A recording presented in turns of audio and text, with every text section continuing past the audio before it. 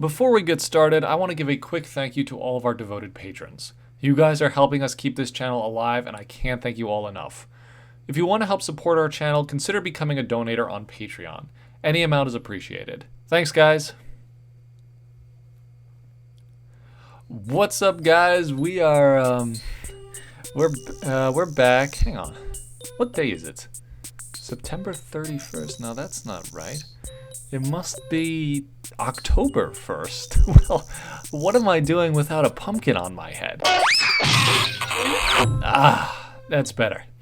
After all, it is officially the first day of spooky season, although I did decorate my apartment over a week ago. I don't know about a lot of you guys, but I love the Halloween season.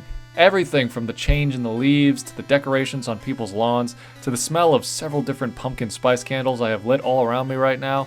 It fills me with a renewed energy that would otherwise fade into a deep depression at the end of summer.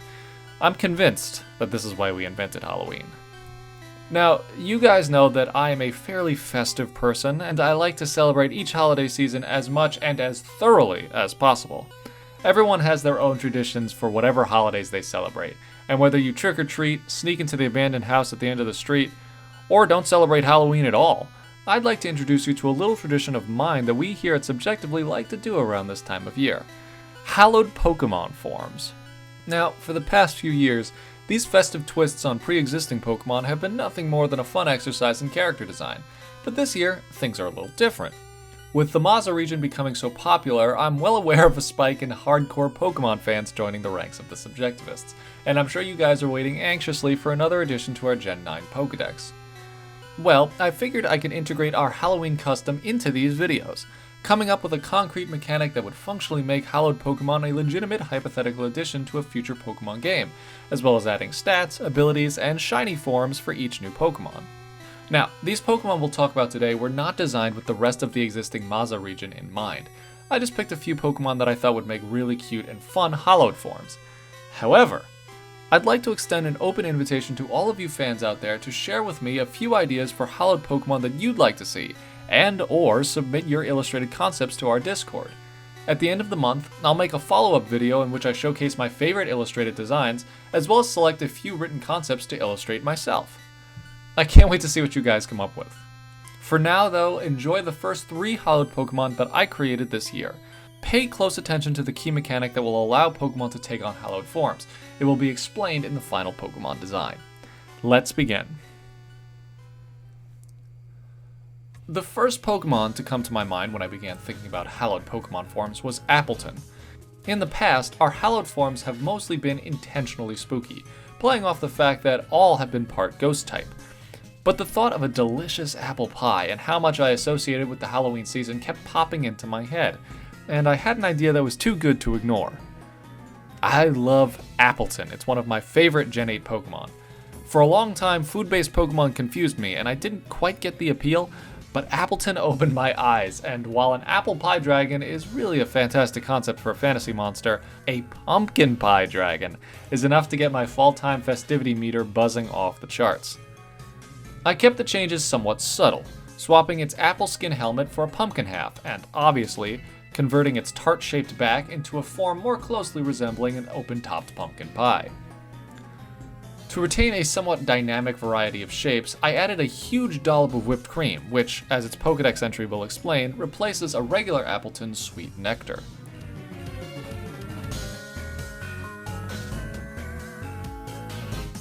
Appleton, the pie Pokémon. Certain Applin, when evolved on the night of a witching moon, take on a completely different form as Appleton. Instead of producing a sharp, sweet nectar from the tops of their bodies, a thick, frothy cream swirl forms on their backs. These Appleton are even more sluggish than their counterparts, only seeming to become active in the late weeks of autumn and prefer cold weather. Nevertheless, their presence brings joy and festive feelings to the hearts of all who encounter them.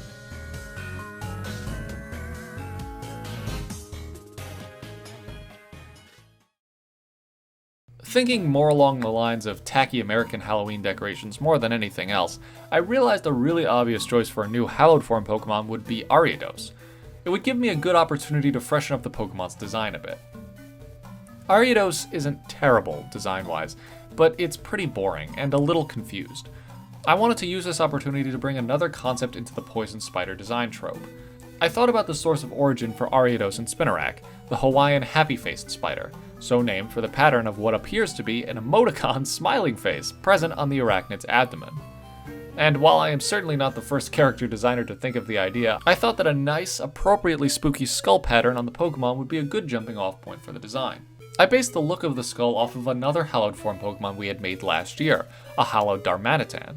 Using the set of appendages that Araados normally has on its abdomen as something that could replicate eyebrows, I ended up with a very angry looking skull. For this Pokemon, I wanted to come up with an entirely new ability, something that could potentially make Araados a little bit more competitive in battle. Perhaps his ability is too unbalanced, either too strong or not impactful enough. You nerdy Pokemon fans will have to put me in my place. Araados, the Skull Mimic Pokemon.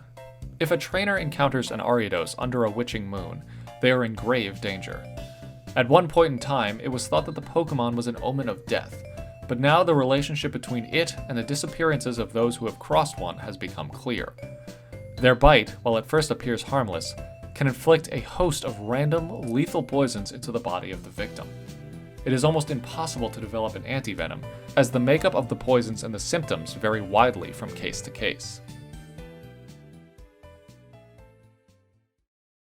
The final hallowed Pokemon we'll talk about in this video will connect every previous design that we've created thus far. You've at this point noticed the witching moon present in the Pokédex entries of all of the Pokemon, and how this will be the key to evolving a Pokemon into its hallowed form. I thought of how that could be turned into an easy to understand mechanic that could theoretically exist in a real Pokemon game. For a while I thought about a location to take the Pokemon to level up, like with Magnezone or Glaceon. Then it hit me. Why go to the moon when you could carry one around in your pocket? A hallowed Lunatone would not only look insanely cute, but could also function as a unique evolution mechanic. Having one in your party while leveling up a Pokemon, such as Applin or Spinnerack, would result in the hallowed form of the aforementioned Pokemon's evolutions. The design for hallowed Lunatone was somewhat simple, based off of medieval alchemy drawings of the moon, and possessing both an eerie glowing body and a jagged, sinister smile. It's not a very dramatically different hallowed form, but I actually love it a lot. Lunatone, the Witching Moon Pokemon. For one night out of the year, a different form of Lunatone can be discovered, hovering in isolated locations and shedding an eerie light onto everything beneath them. This light not only has a drastic effect on certain Pokemon evolutions, but seems to affect all creatures exposed to it. People who have encountered a hallowed Lunatone often seem as if they've been brainwashed, unable to clearly recall their experience with the Pokemon. It is said that these Lunatones are the remnants of some ancient curse placed on the Pokemon by a powerful witch some many centuries ago.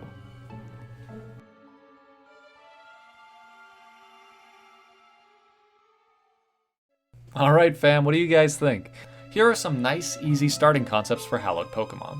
Take some time and come up with some cool ideas for your own hallowed Pokemon forms, and like I said in the beginning of the video, we'll revisit this subject at the end of October to showcase your illustrations, as well as check out some of your written ideas that I've turned into fully realized designs. As you guys know, I'll be focusing mostly on Poktober illustrations this month, so there probably won't be a lot more Pokemon content, but get ready for a month of spooky art. We'll even be doing some classic drawing games with the old crew. Enjoy the start of October, everyone, and I'll see you all in the next video.